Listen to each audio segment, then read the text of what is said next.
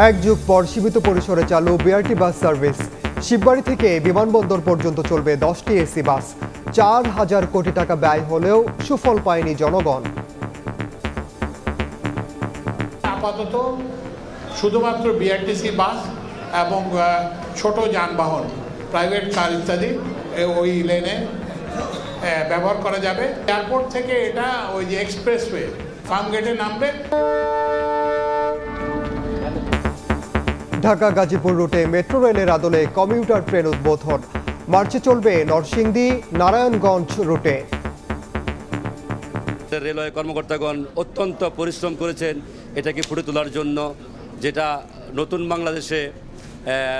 বাংলাদেশের জনগণের জন্য উপহার বলা চলে। 2,000 লোক যাতায়াত করে এই আমাদের তুরাগ কমিউটার ট্রেনের মাধ্যমে, এবং এই ট্রেনের সাথে যে আরও ট্রেন যুক্ত হলো, এই জন্য অবশ্যই এটা আমাদের গাজীপুরবাসীর জন্য একটা চমৎকার উদ্যোগ। এ থেকে আমরা অনেক উপকৃত হয়েছে, কারণ একটা ট্রেন গেলে দেখা যায় অনেকক্ষণ সময় ওয়েট করতে হয়, এখন আর ওই সময়টা ওয়েট করতে হবে না। দেখছিলেন প্রধান শিরোনাম। দুপুরের সময় সঙ্গে আছি আমি ওমর ইনান। এবার অন্যান্য শীর্ষ সংবাদ। নির্বাচনের আগে প্রশাসন ঢেলে সাজানোর দাবি বিএনপির। জনপ্রশাসনের সংস্কার প্রস্তাব জমা। জেলা প্রশাসক নিয়োগে সুনির্দিষ্ট নীতিমালার প্রস্তাব। বেশ কয়েকজন বিচারপতির অনিয়মের তদন্ত শেষ করেছে সুপ্রিম জুডিশিয়াল কাউন্সিল। উচ্চ আদালতের বিজ্ঞপ্তি, সুপারিশ পাঠানো হয়েছে রাষ্ট্রপতির কাছে। রোহিঙ্গাদের ফেরত পাঠাতে পূর্ব তিমুরের সহযোগিতা চেয়েছে বাংলাদেশ। ব্রিফিংয়ে প্রধান উপদেষ্টা। চুক্তি ও সমঝোতা স্মারক সই, বাণিজ্যিক সম্পর্ক জোরদারে আগ্রহী দুদেশ। আদানির বিদ্যুতের দাম পুনর্নির্ধারণে আলোচনার প্রস্তুতি নিচ্ছে পিডিবি, জানালেন চেয়ারম্যান। অভিযুক্ত কর্মকর্তারা এখনও বহাল তবিয়তে, দাবি ক্যাবের। এবং জাতির শ্রেষ্ঠ সন্তানদের শ্রদ্ধা জানাতে প্রস্তুত জাতীয় স্মৃতিসৌধ। নিরাপত্তার চাদরে ঢাকা পুরো এলাকা। বাঙালির ঐক্যের অনন্য উদাহরণ স্বাধীনতা যুদ্ধ ৭১।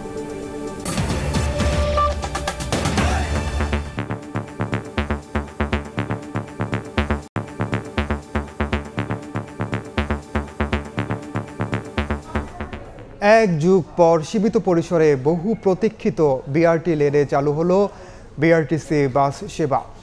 গাজীপুর শিববাড়িতে আনুষ্ঠানিক উদ্বোধন করেন সড়ক পরিবহন ও সেতু মন্ত্রণালয়ের উপদেষ্টা। বলেন, প্রকল্পে 4,000 কোটি টাকা খরচ হলেও সুফল পায়নি জনগণ। এ সময় আগামী জুনের মধ্যেই বিআরটি প্রকল্প শেষ হওয়ার কথা জানান তিনি। এর আগে ভোরে ঢাকা জয়দেবপুর রুটে নতুন কমিউটার ট্রেন উদ্বোধন করেন তিনি। কাজ শুরুর এক যুগ পর বিআরটিসির 10টি এসি বাস দিয়ে চালু হলো বাস র্যাপিড ট্রানজিট বিআরটি প্রকল্পের সেবা। আর তাতেই দীর্ঘদিনের ভোগান্তির পর এ রুটে যাত্রীদের স্বস্তির যাত্রা। শিববাড়ি থেকে বিমানবন্দর পর্যন্ত ভাড়া নির্ধারণ করা হয়েছে 70 টাকা। আর বিমানবন্দর থেকে এলিভেটেড এক্সপ্রেসওয়ে হয়ে গুলিস্তান পর্যন্ত যেতে হলে ভাড়া গুনতে হবে আরও 70 টাকা। যাত্রীদের প্রত্যাশা, ঢাকাকে বিকেন্দ্রীকরণে গুরুত্ব রাখবে এই প্রকল্প। রাস্তার মধ্যে আমাদের দীর্ঘ যে জ্যামের মধ্যে বসে থাকা, সেটা আজকে আশা করি অবসান ঘটবে। প্রচুর জ্যাম সহ্য করতে হতো, সেক্ষেত্রে লোকাল বাসগুলোতে আমাদেরকে অনেক হুড়োহুড়ি করে উঠতে হতো, এবং বিশেষ করে নারী যাত্রীদের খুব কষ্ট হতো। তো সেই ক্ষেত্রে এখন আশা করি এই সার্ভিসটা চালু হয় আমাদের জন্য খুব সুবিধা, এবং খুব অল্প সময়ে আমরা ঢাকা যাতায়াত করতে পারবো। স্বাভাবিকভাবেই যদি এটা মান ধরে রাখতে পারে, তাহলে আমরা বিশ্বাস করি যে গাজীপুরবাসী আমরা যারা আছি আমরা অনেক বেশি উপকৃত লাভ করব। 4,000 কোটি টাকার বেশি ব্যয় হলেও এর কোনো সুবিধা জনগণ পাচ্ছিল না উল্লেখ করে রোববার সকালে আনুষ্ঠানিকভাবে এই সেবার উদ্বোধন করেন সড়ক পরিবহন ও সেতু মন্ত্রণালয়ের উপদেষ্টা মোহাম্মদ ফাউজুল করিম খান। এ সময় আগামী জুনের মধ্যেই প্রকল্পটি পুরোপুরিভাবে চালুর প্রত্যাশার কথাও জানান উপদেষ্টা। যে দুর্নীতির কথা বললেন, এটা তো সব উন্নয়ন প্রকল্পকে নিয়ে হয়েছে। এটা কিন্তু বিআরটি প্রকল্প একমাত্র নয়।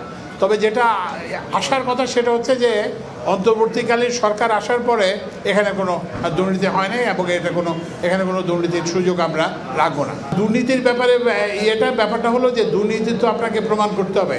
আপনাদের কাছে যদি কোনো সুনির্দিষ্ট সাক্ষ্য প্রমাণ আছে যেটা আদালতে গ্রহণযোগ্য হবে, এরকম কোনো প্রমাণ থাকলে আপনারা পাঠিয়ে দেবেন, আমরা অবশ্যই ব্যবস্থা নেব। এর আগে ভোরে গাজীপুরের বাসাই থেকে ঢাকায় অফিস। এই প্রতিবাদে ঢাকা জয়দেবপুর রেলপথে 2 জোড়া নতুন কমিউটার ট্রেন উদ্বোধন করেন উপদেষ্টা। নতুন ট্রেন চালুর খবরে সকাল থেকেই স্টেশনে ছিল যাত্রীদের উপচে পড়া ভিড়। এ থেকে আমরা অনেক উপকৃত হয়েছে, কারণ একটা ট্রেন গেলে দেখে যে অনেকক্ষণ সময় ওয়েট করতে হয়, এখন আর ওই সময়টা ওয়েট করতে হবে না। একটা ট্রেন মিস হলে একটা ট্রেনে যাত্রীরা সাধারণত উঠতে পারবে, একটু রিল্যাক্স মুডে তারা যাতায়াত করতে পারবে। 26শে মার্চ উপলক্ষে ঢাকা নরসিংদী ও ঢাকা নারায়ণগঞ্জ রুটে আরও 2 জোড়া কমিউটার ট্রেন চালুর কথাও জানান রেলপথ উপদেষ্টা। মেহেদী হাসান, সময় সংবাদ, গাজীপুর। জনপ্রশাসন ঢেলে সাজাতে স্বল্প ও দীর্ঘমেয়াদী প্রস্তাবনা রেখে মন্ত্রণালয়ে প্রতিবেদন জমা দিয়েছে বিএনপি। সকালে জনপ্রশাসন মন্ত্রণালয়ের সিনিয়র সচিব ডক্টর মোখলেসুর রহমানের কাছে বিএনপি গঠিত জনপ্রশাসন সংস্কার কমিটির সদস্য ইসমাইল জবিউল্লাহর নেতৃত্বে একটি টিম এই প্রতিবেদন জমা দেন। জনপ্রশাসন সংস্কারে দীর্ঘমেয়াদী এবং স্বল্পমেয়াদী বেশ কিছু প্রস্তাব তুলে ধরা হয় প্রতিবেদনে। এর মধ্যে বৈষম্য ও পদোন্নতি বঞ্চিত কর্মকর্তাদের পদোন্নতির ব্যবস্থা করা, 2014, 18 ও 24-এর নির্বাচনকালে ভোট কারচুপির সঙ্গে সংশ্লিষ্ট কর্মকর্তাদের বিরুদ্ধে ব্যবস্থা নেওয়া, জেলা প্রশাসক নিয়োগের ক্ষেত্রে সুনির্দিষ্ট নীতিমালা মেনে চলা সহ প্রশাসনে দক্ষ ও পেশাদার জনবল নিয়োগের প্রস্তাব রয়েছে প্রতিবেদনে।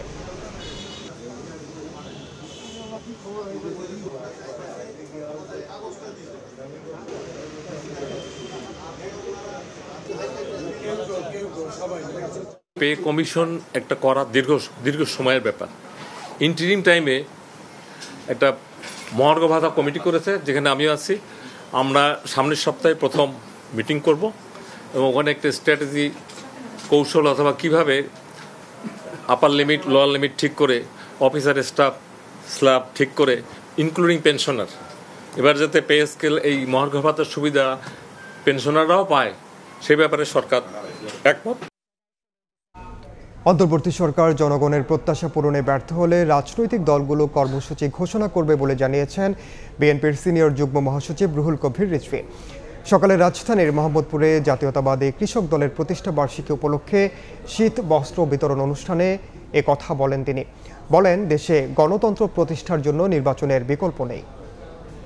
রাজনীতিবিদরা কিছুই করেনি, 50 বছরে কিছুই করতে পারেনি, এই ধরনের অহংবোধের প্রতীক যদি আপনারা অভিব্যক্তি ঘটান, তাহলে কিন্তু মানুষ ক্রমান্বয়ে আপনাদের প্রতি এখন যে ভালোবাসা আছে সেই ভালোবাসা হ্রাস পেতে থাকবে এবং মনে করবে আপনারা অসৎ উদ্দেশ্য নিয়ে কোনো কাজ করছেন। নির্বিঘ্নে মানুষ যাতে ভোট দিতে পারে, ইনক্লুসিভ ভোট, সর্বজন গ্রাহ্য ভোট যাতে দিতে পারে, নির্বাচন হতে পারে, সেই আশাবাদ মানুষের কাছে আপনারা তুলে ধরুন।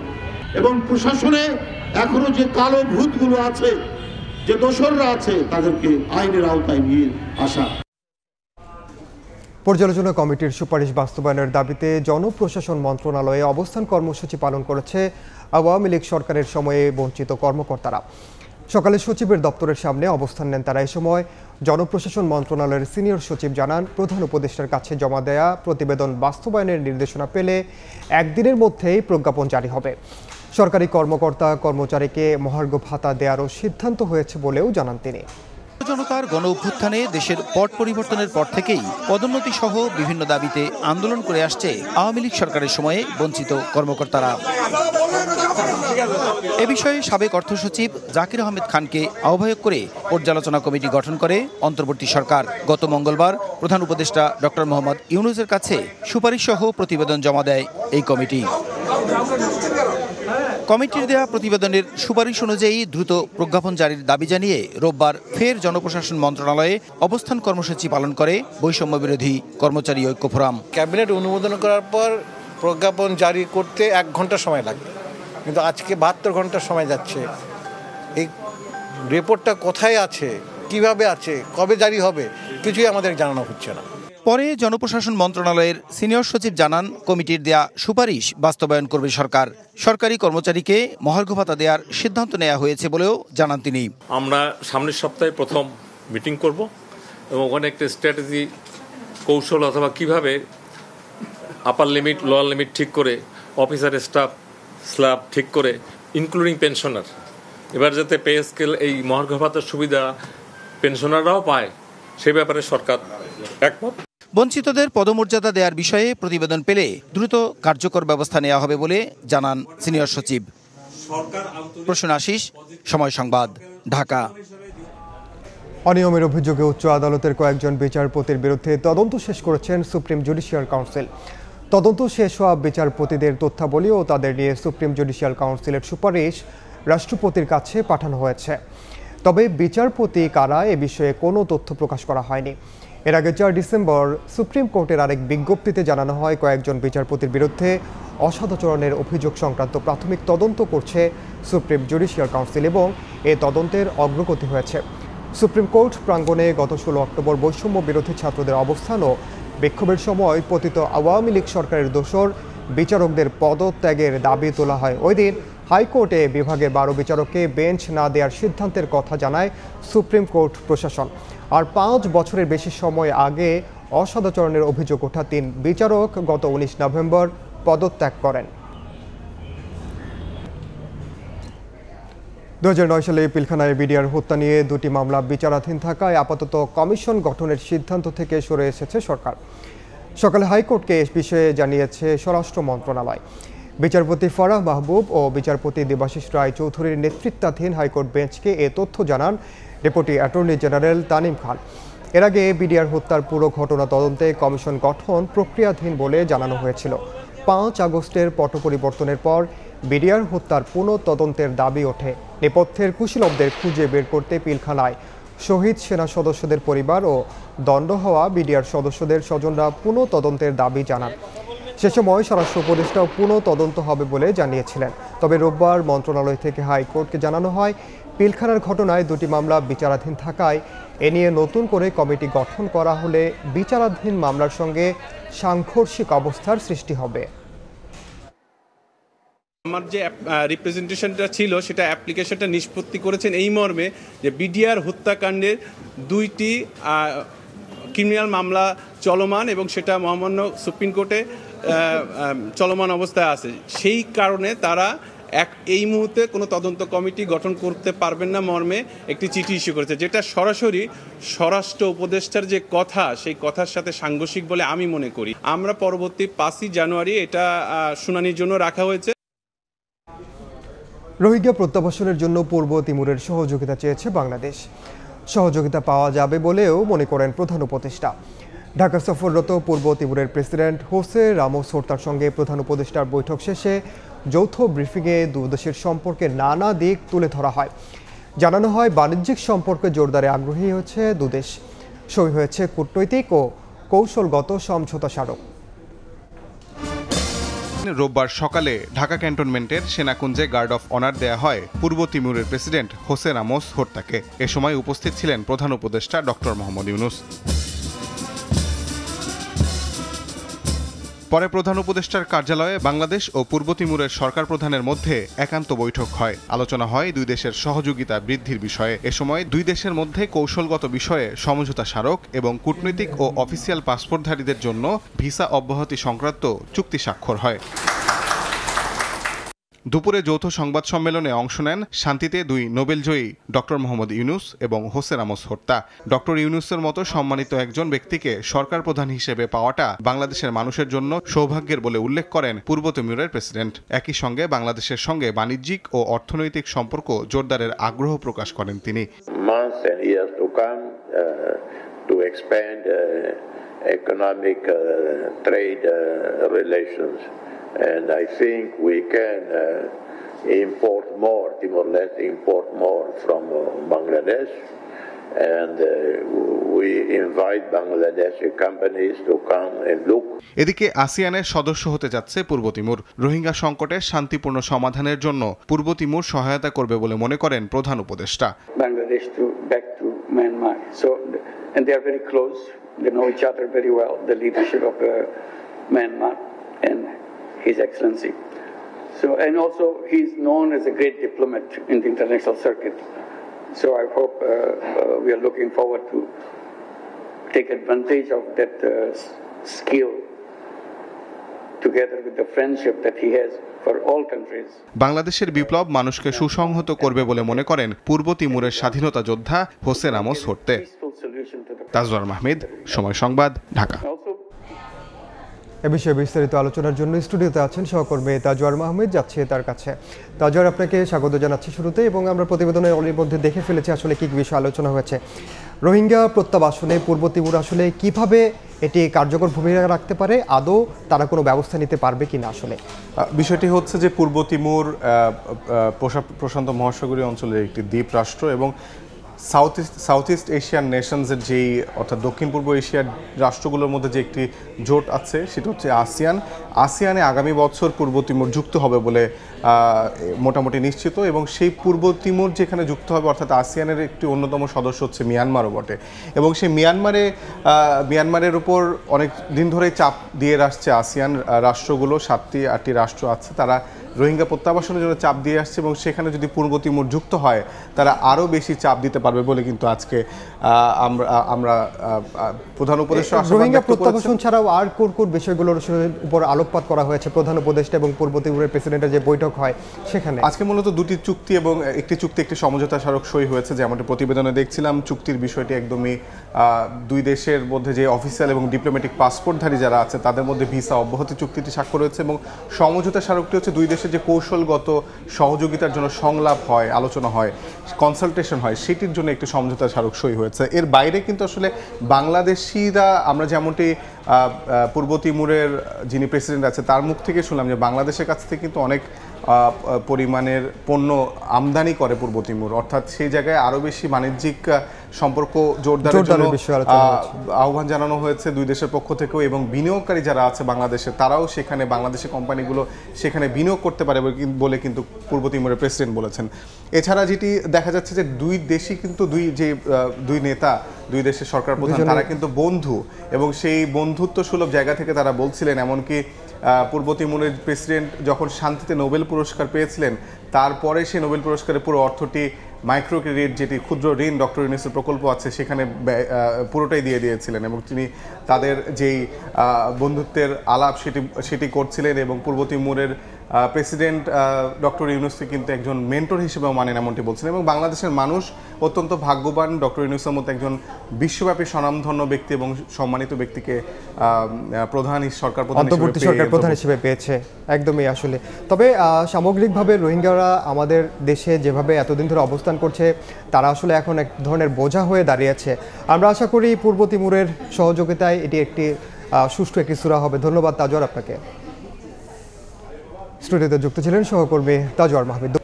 কাল মহান বিজয় দিবসে শ্রদ্ধা ভরে জাতির শ্রেষ্ঠ সন্তানদের স্মরণ করতে প্রস্তুত জাতি।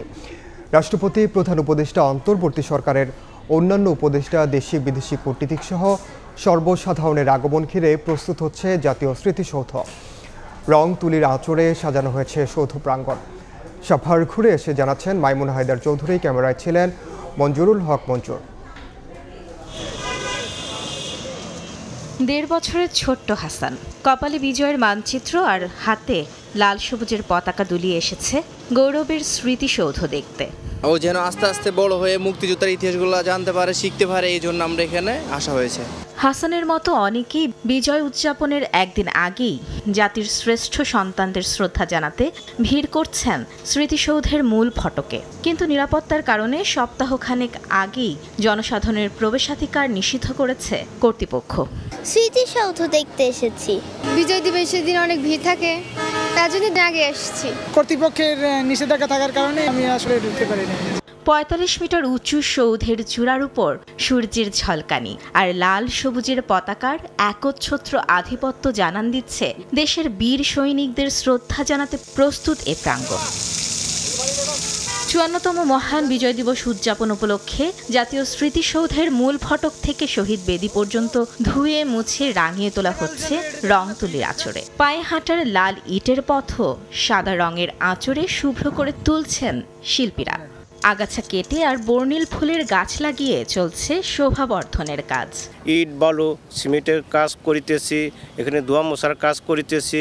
এখানে আমরা বিভিন্ন ফুলের চারা দিয়ে জায়গা সুন্দর করতেছি। যেভাবে সুন্দর হয় সেভাবে সাজাই কাজে আমরা রঙের কাজ করতেছি।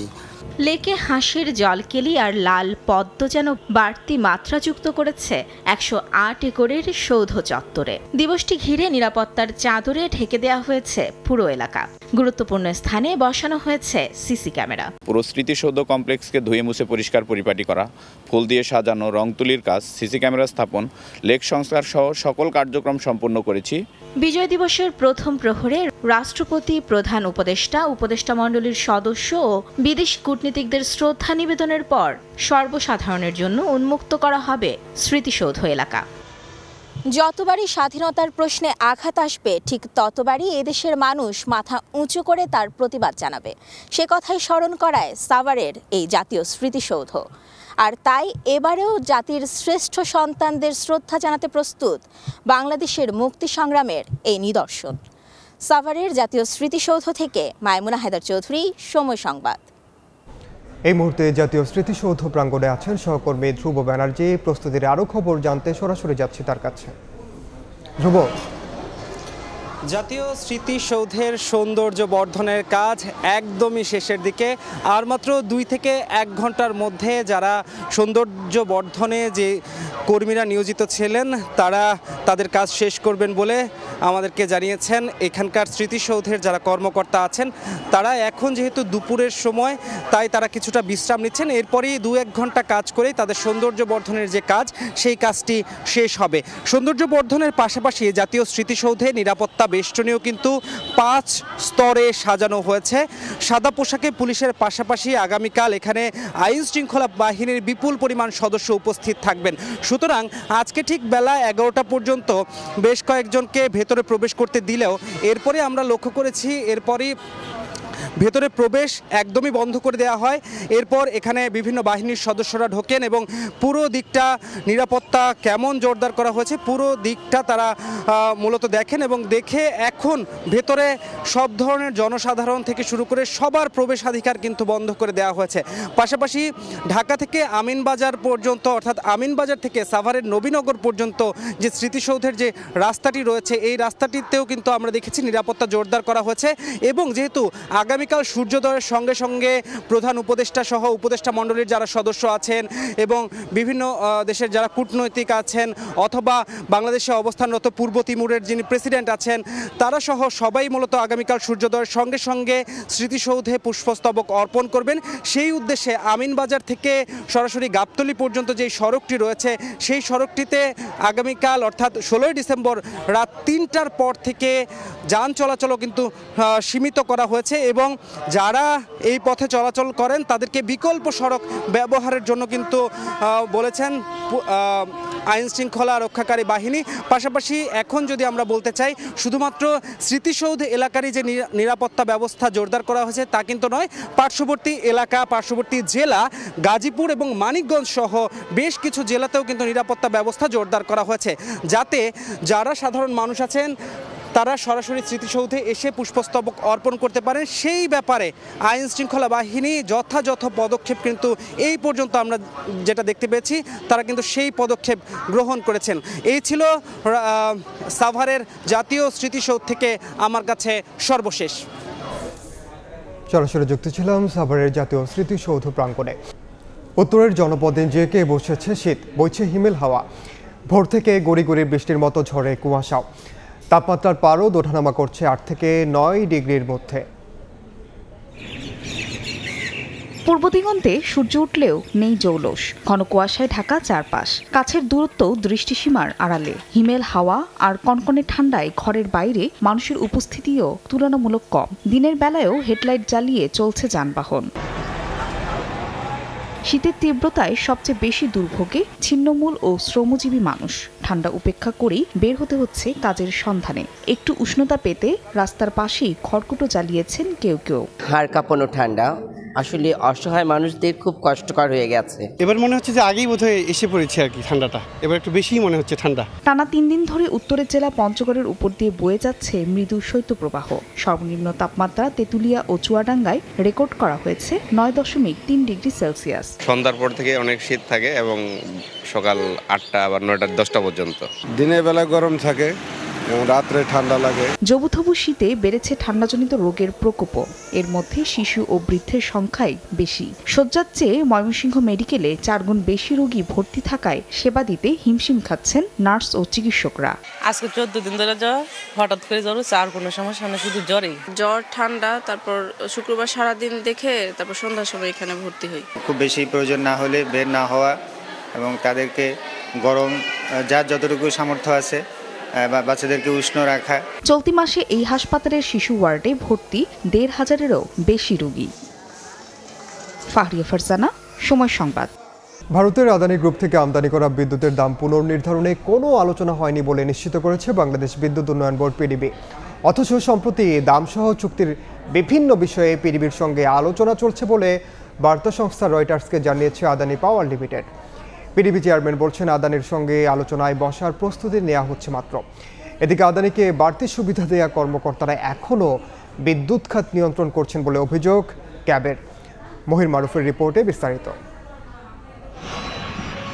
এ যেন নিজের মর্জি মাফিক দাম নির্ধারণ। 1 টাকা কিংবা 2 টাকা নয়, বাংলাদেশের কাছে 2022-23 অর্থ বছরে আদানি পাওয়ার লিমিটেড ইউনিট প্রতি বিদ্যুৎ বিক্রি করেছে রীতিমতো দ্বিগুণ দামে। ভারতের অন্যান্য বিদ্যুৎ কেন্দ্র থেকে 60 টাকার কমে বিদ্যুৎ আমদানি করেছে বাংলাদেশ। সেখানে আদানির থেকে প্রতি ইউনিট বিদ্যুৎ কিনেছে 14 টাকা 2 পয়সায়।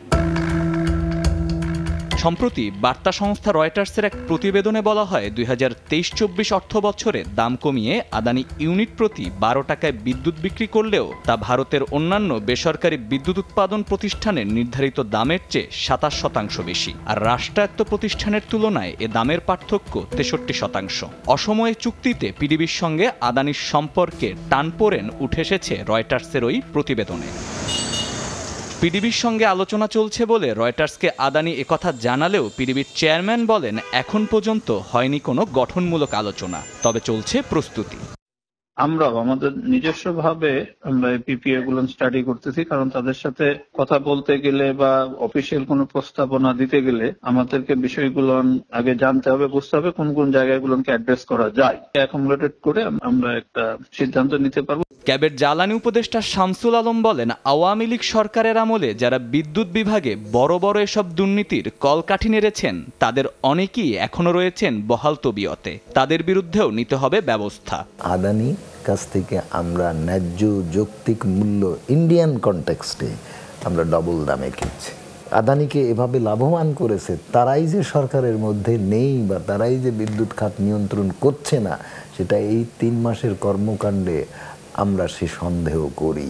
আদানির এই অসম চুক্তি থেকে আগামীতে শিক্ষা নেয়ার পরামর্শ সংশ্লিষ্টদের। মহির মারুফ, সময় সংবাদ, ঢাকা। আগামী বাজেটে ব্যবসায়ীদের জন্য প্রণোদনা কমানোর কথা জানিয়েছেন অর্থ উপদেষ্টা সালেহ উদ্দিন আহমেদ। সেই সঙ্গে কর নীতিমালা সংস্কার করা হবে বলেও জানান তিনি। সকালে রাজধানীর গুলশান ক্লাবে ইন্টারন্যাশনাল বিজনেস ফোরাম অফ বাংলাদেশের বার্ষিক সম্মেলনে এসব কথা বলেন তিনি। এছাড়া বিনিয়োগের জন্য ব্যবসার পরিবেশ গুরুত্বপূর্ণ উল্লেখ করে তিনি বলেন, কর পলিসি এবং কর বাস্তবায়ন আলাদা করা হবে। অন্যদিকে অর্থনৈতিক সংস্কার ছাড়া নির্বাচন হলে তাতে জনগণ সুফল পাবে না উল্লেখ করে আর্থিক খাতে মধ্যমেয়াদী সংস্কার পরিকল্পনা গ্রহণ করার তাগিদ দেন সিবিডির সম্মানীয় fellow doctor Debapriya Bhattacharya.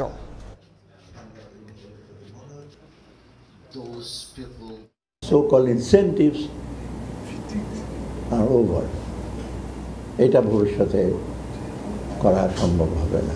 I have been reviewing different SROs, different tax measures. 40-50 বছর ধরে ইনফ্যান্ট ইন্ডাস্ট্রি আর্গুমেন্টে ইনফ্যান্টকে আমরা রিয়ার করছি, but there is no more time.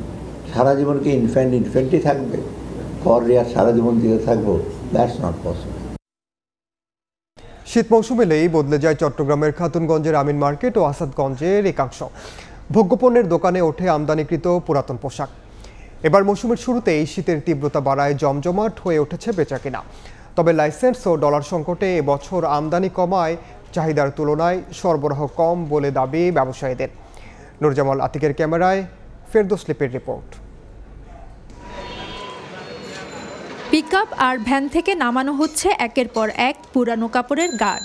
শীত মৌসুম এলে চট্টগ্রামের খাতুনগঞ্জের আমিন মার্কেট ও আসাদগঞ্জের একাংশের চিত্র এভাবে পাল্টে যায়। তাইওয়ান, কোরিয়া, চীন ও জাপান থেকে চট্টগ্রাম বন্দর দিয়ে আনা হয় এসব পুরাতন কাপড়। শীত যতদিন থাকে ততদিন পুরাতন কাপড়ের এই ব্যবসা করেন খাতুনগঞ্জের ব্যবসায়ীরা। দাম আগের চেয়ে এত বেশি না, মোটামুটি নিয়ন্ত্রণে আছে। উত্তরবঙ্গে বা নোয়াখালী বা ঢাকা এগুলো পুরো বাংলাদেশেই চলে আমাদের এই মালগুলো। ডলারের দাম তো আর সরকারে নিয়ন্ত্রণ করতে পারবে না, তো নিয়ন্ত্রণ করতে পারবে। পুরাতন গরম কাপড়ের প্রধান ক্রেতা হতদরিদ্ররা হলেও দেশের বিভিন্ন এলাকার নিম্নবিত্ত ও মধ্যবিত্তদের একটি বড় অংশ এর উপর নির্ভরশীল। শীতও একটু বাড়ছে, বেচাকেনার হারও একটু বাড়ছে মোটামুটি। গরিব শ্রেণীর মানুষ বেশিরভাগ কিনে। প্রতি বছর দুইবার পুরাতন কাপড় আমদানি হলেও এবার এলসি জটিলতায় অক্টোবর নভেম্বর মাসে তা করতে পারেনি ব্যবসায়ীরা। ফলে চাহিদার তুলনায় সরবরাহ কমেছে। যারা নিম্ন শ্রেণীর মানুষ তারা যে চাহিদার তুলনায় আমাদের কাপড় পেত সেই চাহিদা মোতাবেক কাপড় পাচ্ছে না, মালার কাপড় বাড়তি।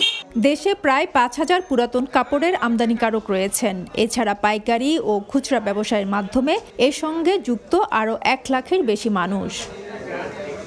ফেরদৌস লিপি, সময় সংবাদ, চট্টগ্রাম। মূল্যস্ফীতির চাপে গেল ২ বছরে নতুন করে দরিদ্র সীমার নিচে চলে গেছে ৭৮ লাখ মানুষ। পাশাপাশি আরও ১ কোটি মানুষ দরিদ্র ঝুঁকিতে পড়েছেন। এমন দাবি করে সামাজিক সুরক্ষা কার্যক্রমের আওতায় খাদ্য সরবরাহ বাড়াতে আরও বেশি বরাদ্দ দেওয়ার পরামর্শ দিচ্ছে গবেষণা প্রতিষ্ঠান র্যাপিড। বলছে, আগের সরকারের অভ্যন্তরীণ ভুল নীতির কারণেই মূল্যস্ফীতি লাগাম ছাড়া হয়েছে। রাজধানীর সিরডাপ মিলনায়তনে আয়োজিত এক অনুষ্ঠানে এমন তথ্য উঠে এসেছে। ২০২১-২২ অর্থ বছরের পর চড়ে যাওয়া মূল্যস্ফীতির চাপ নিম্ন ও মধ্যবিত্তকে শুধু ব্যয় সংকোচন নীতিতে চলতেই বাধ্য করেনি, বরং গেল ২ বছরে নতুন করে ৭৮ লাখ মানুষকে নামিয়ে দিয়েছে দরিদ্র সীমার নিচে। অন্যদিকে ১ কোটি মানুষকে ফেলেছে দারিদ্রতার ঝুঁকিতে। রোববার রাজধানীর সিরডাপ মিলনায়তনে আয়োজিত এক প্রশিক্ষণ কর্মশালায় এ তথ্য তুলে ধরে গবেষণা প্রতিষ্ঠান র্যাপিড। মূল্যস্ফীতির সত্যিকার আজ বুঝতে তেল, পেঁয়াজ, ডিমের মতো ১০ থেকে ১৫টি পণ্য নিয়ে নিত্য দরকারি সূচক বা ডিএনআই চালুর পরামর্শ দেওয়া হয়েছে পরিসংখ্যান ব্যুরোকে। যদি মাত্র এডিপির আমরা 2.3% বাজেট কাট করে এই 3টা সোশ্যাল প্রোটেকশন সিস্টেমে ব্যয় করি, তাহলে কিন্তু আমরা এই ব্যয়টাকে ডাবল করতে পারবো। দরিদ্র মানুষের জন্য খরচটা আমরা ডাবল করতে পারবো। এটা হচ্ছে আমাদের একটা কংক্রিট রেকমেন্ডেশন। নিম্ন আয়ের মানুষের জীবনে স্বস্তি ফেরাতে খাদ্যভিত্তিক সামাজিক কর্মসূচিতে ব্যয় বাড়ানোর পরামর্শও দেওয়া হয়েছে। যেহেতু ইনফ্লেশনারি একটা প্রেশার আছে এবং অতিরিক্ত দরিদ্র মানুষের সংখ্যা, ভালনারেবল মানুষের সংখ্যা যেহেতু বেড়ে যাচ্ছে, তাহলে তাদেরকে অ্যাড্রেস করার জন্য এই ফুড রিলেটেড যে সোশ্যাল সেফটি নেট প্রোগ্রামগুলো আছে অথবা 9টা যে সোশ্যাল সেফটি নেট প্রোগ্রাম আছে সেইখানে কিছু রিলোকেট করা যায় কিনা। এ সময় জানানো হয়, বিগত সরকার জিডিপির হিসাব 50% ভুল দিলেও তা এলডিসি থেকে উত্তরণের পথে বাধা তৈরি করবে না। তবে 2026 সালে চূড়ান্ত উত্তরণ করবে কিনা সরকারের সেটি দ্রুত পরিষ্কার করার তাগিদ দিয়েছে র্যাপিড। রাইট টাইম কিনা সেটা হয়তো আমাদের বিবেচনা করার ব্যাপার আছে। ওকে। ইয়ানুর শিফাত, সময় সংবাদ, ঢাকা। বাংলাদেশে শিশুদের উৎসাহ যোগাতে নাসার প্রধান মহাকাশচারী জোসেফ আকাবা এখন ঢাকায়। সকালে রাজধানীর বসুন্ধরা আবাসিক এলাকায় ফিলিপিন স্কুলে আয়োজন করা হয় exploring space inspiring young mind শিরোনামের অনুষ্ঠান। স্কুলের ক্ষুদে শিক্ষার্থীদের প্রশ্নের উত্তর দেওয়ার মাধ্যমে অনুপ্রেরণামূলক আলাপচারিতায় অংশ নেন নাসার প্রধান নভোচারী জোসেফ। অনুষ্ঠান ঘিরে শিক্ষক শিক্ষার্থীদের মধ্যে ছিল ব্যাপক আগ্রহ। মহাকাশ কেন্দ্রিক তথ্যচিত্র এবং নভোচারীদের প্রতিদিনকার জীবন সম্পর্কেও জানানো হয় শিক্ষার্থীদের।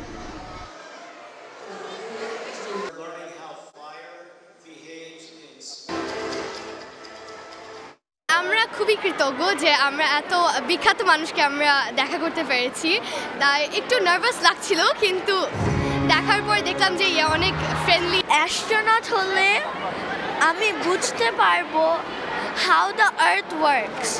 খুবই ইন্সপায়ারিং একটা ব্যাপার এটা, কারণ অনেকেই আছে যারা ছোট থেকে চিন্তা করে যে নাসাতে যাবে বা পাইলট হবে, কিন্তু সেখানে যখন একটা অ্যাস্ট্রোনট নিজেই আসে তখন ওদের জন্য ব্যাপারটা খুবই ইন্সপায়ারিং হয়ে যায়। বাংলাদেশ ওয়েস্ট ইন্ডিজ টি-20 সিরিজের খবর। 3 ম্যাচ সিরিজের প্রথম টি-20তে ওয়েস্ট ইন্ডিজের মুখোমুখি হবে বাংলাদেশ। লিটনের নেতৃত্বে টি-20 সিরিজে ঘুরে দাঁড়ানোর লক্ষ্য টাইগারদের। ক্যারিবীয় কন্ডিশনে জয় পাওয়া কঠিন হলেও সতীর্থদের ওপর আস্থা রাখছেন লিটন। সবাইকে সামর্থ্য অনুযায়ী পারফর্ম করার তাগিদ দিয়েছেন লিটন। বিশ্বকাপ যেখানে শেষ সেখান থেকেই শুরু হচ্ছে টি-20 সিরিজের, তাও এমন একটা সময়ে যখন টানা 3 ওয়ানডেতে হেরে ব্যাকফুটে পুরো দল। হোয়াইট ওয়াশের তিক্ততা টি-20 সিরিজ দিয়ে ঘোচাতে চায় বাংলাদেশ। কঠিন সময়ে দলে নেই নিয়মিত অধিনায়ক শান্ত। কান্ডারি লিটনের অবস্থা যাচ্ছে তাই। প্রথম ওয়ানডেতে তার ব্যাটে রান এসেছিল 2, পরের 2 ম্যাচে যথাক্রমে 4 ও 0। বিপদে দলকে আত্মবিশ্বাস যোগাবেন যিনি, তার ব্যাটেই রান নেই। তবুও স্বপ্ন দেখাচ্ছেন লিটন। ম্যাচের আগে ফ্লাডলাইটে অনুশীলন করেছে ক্রিকেটাররা। পিতৃত্বকালীন ছুটিতে থাকায় নেই মুস্তাফিজ, সাকিব, হাসান মাহমুদ, তাসকিন, রিপনদের নিয়েই স্বপ্নবাজ লিটন। আমরা আন্ডারলাইটে ফিল্ডিং প্র্যাকটিস করেছি, আর এই টিমে ম্যাক্সিমাম প্লেয়ারই অনেক দিন ধরে ওয়ানডেও খেলেছে, টেস্টও খেলেছে, তারা খেলার উপরই আছে।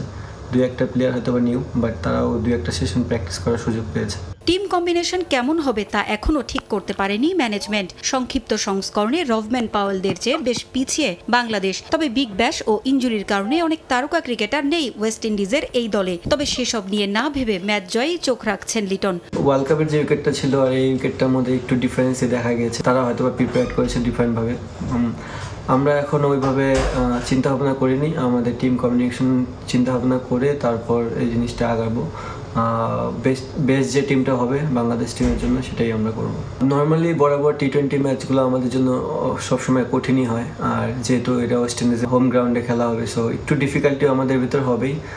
বাট আমরা চেষ্টা করব যে এখান থেকে কিভাবে বেরিয়ে আসা যায় এবং ভালো একটা সিরিজ খেলার জন্য। বাংলাদেশ ও ওয়েস্ট ইন্ডিজ এখন পর্যন্ত খেলেছে 16টি ম্যাচ। ক্যারিবীয়দের জয় আছে 9 ম্যাচে। টাইগাররা জিতেছে 5টি ম্যাচ, 2টি ম্যাচ হয়েছে পরিত্যক্ত। পারভিন আক্তার, সময় সংবাদ। এ পর্যায়ে শীর্ষ সংবাদগুলো জানিয়ে দিচ্ছে আরেকবার। নির্বাচনের আগে প্রশাসন ঢেলে সাজানোর দাবি বিএনপির। জনপ্রশাসনে সংস্কার প্রস্তাব জমা। জেলা প্রশাসক নিয়োগে সুনির্দিষ্ট নীতিমালার প্রস্তাব। বেশ কয়েকজন বিচারপতির অনিয়মের তদন্ত শেষ করেছে সুপ্রিম জুডিশিয়াল কাউন্সিল। উচ্চ আদালতের বিজ্ঞপ্তি, সুপারিশ পাঠানো হয়েছে রাষ্ট্রপতির কাছে। এবং রোহিঙ্গাদের ফেরত পাঠাতে পূর্ব তিমুরের সহযোগিতা চেয়েছে বাংলাদেশ। ব্রিফিংয়ে প্রধান উপদেষ্টা। চুক্তি ও সমঝোতা স্মারক সই। বাণিজ্যিক সম্পর্ক জোরদারে আগ্রহ।